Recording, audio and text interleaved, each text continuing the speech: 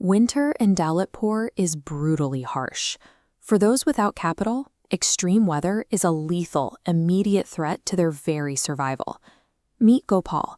He's a laborer trying to navigate the dropping temperatures in nothing more than a thin cotton kurta. He works for the wealthiest man in town, Seth Hiralal. This chart shows the local economy of Dalitpur. Hiralal used his wealth to centralize every rupee in the tea trade. For a hot drink in this freezing village, consumers have zero alternative options. That control tightens around his workers. Hiralal operates a monopsony, a market condition where there is only one buyer for a specific type of labor. Because laborers like Gopal have nowhere else to work, Hiralal holds absolute leverage over their wages. This leverage means Hiralal can demand grueling physical labor for pennies. In the dead of winter, Gopal is forced to wash endless stacks of tea glasses and buckets of freezing, icy water.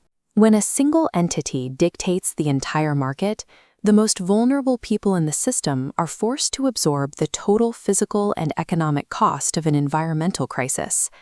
Desperate for a fraction of warmth just to survive his shift, Gopal makes a costly error. He pours and drinks exactly 1 cup of the tea he is currently brewing for his employer.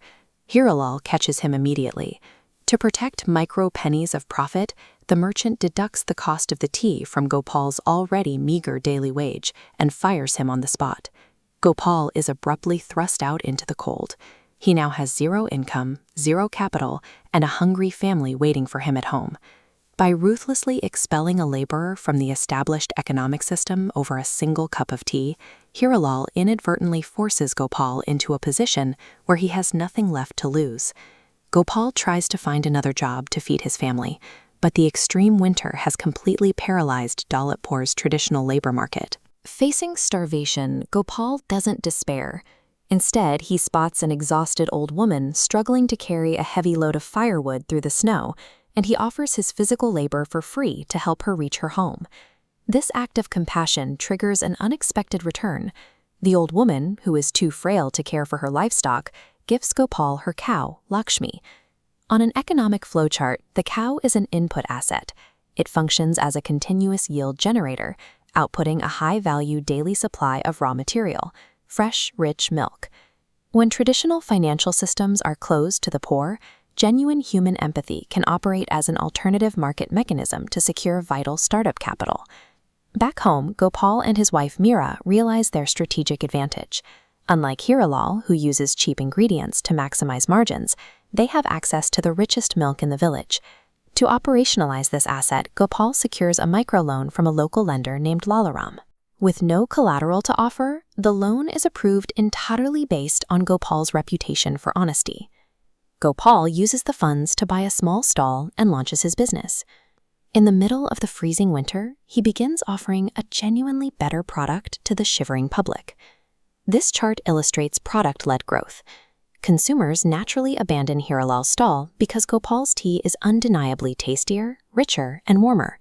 He is rapidly scaling and overtaking the monopoly share. A business built entirely on worker exploitation and a lack of consumer alternatives is instantly fragile the moment a superior product enters the market. Losing market share, Hiralal abandons fair competition. He hires local thugs to extort Gopal and physically shut down his rival's operation. The enforcers arrive to execute Hiralal's orders. This is the ultimate stress test for the small, fragile tea cart Gopal built. Even as they threaten him, the thugs are shivering. The aroma of the tea, brewed with the fresh milk Hiralal wouldn't pay for, cuts through the frozen air and catches them off guard. They demand a cup for themselves. As they drink, the immediate physical relief of the superior tea disrupts their loyalty to Hiralal.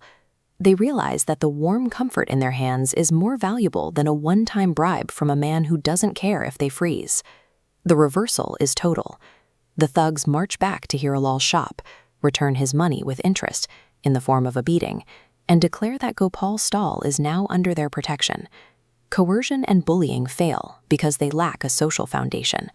Gopal's model succeeded because it offered something the community, and even the thugs, physically needed to survive the winter.